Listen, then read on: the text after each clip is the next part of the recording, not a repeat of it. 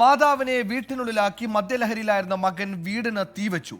തിരുവനന്തപുരം വെഞ്ഞാറമൂട്ടിലാണ് സംഭവം. നാട്ടുകാരുടെ സംയോജിതമായ ഇടപെടൽ അമ്മയുടെ ജീവൻ രക്ഷിച്ചു.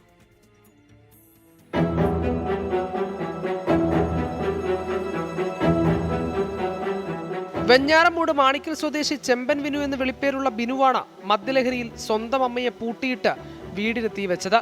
2 ദിവസം മുൻപ് മാതാവിന്റെ തലയിൽ ചൂടുവെള്ളം ഒഴിച്ചു. മദ്യലഹരിയിൽ ഇയാൾ അക്രമാസക്തനാകുന്നത് പതിവാണെന്നാണ് നാട്ടുകാർ പറയുന്നത്.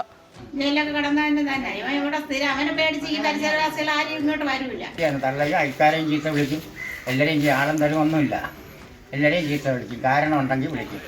കുപ്പിയും കൈ വെച്ചോണ്ട് ഞാൻ ഇപ്പം 100 അടിക്കും, ഇപ്പം 50 അടിക്കും എന്ന് പറഞ്ഞുകൊണ്ട് എപ്പോഴും നടക്കും. അമ്മയും മകനും മാത്രമാണ് ഈ വീട്ടിൽ താമസം. ഇന്ന് രാവിലെ 10 മണിക്കാണ് സംഭവം. അമ്മയുടെ നിലവിളി കേട്ട് ഓടിവന്ന നാട്ടുകാർ ഇടപെട്ടാണ് ഇവരെ രക്ഷപ്പെടുത്തിയത്.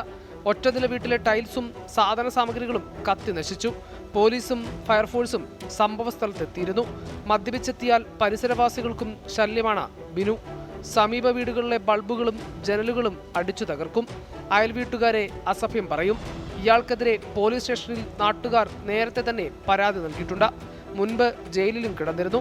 നിസാര പരിക്കുകളേറ്റ മാതാവ് ആശുപത്രിയിൽ ചികിത്സയിലാണ്. വെഞ്ഞാറമൂട് പോലീസിന്റെ സഹായത്തോടെ പ്രതിയെ പിടിച്ചുകെട്ടി ലഹരി വിമോചന കേന്ദ്രത്തിലേക്ക് മാറ്റിയിട്ടുണ്ട്. 24 തിരുവനന്തപുരം. വിധി ദിനത്തിൽ 24 മാജിക് ജൂൺ 4 ചൊവ്വാഴ്ച രാവിലെ 5 മണി മുതൽ 24-ൽ.